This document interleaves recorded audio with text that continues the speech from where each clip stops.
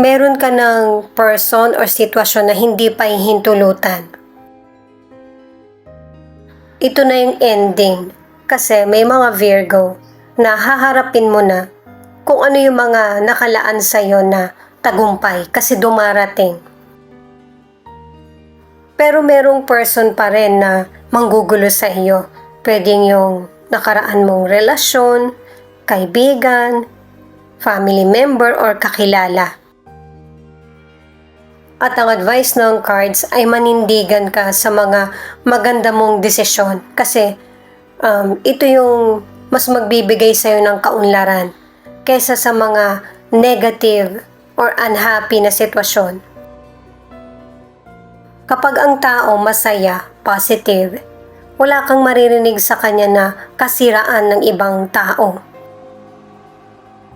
Kapag ka nambubuli, meron siyang issue sa buhay niya na hindi niya kayang harapin. At hindi siya masaya. Kawawa naman, 'di ba? Pero hindi kasi tama yung nambubuli.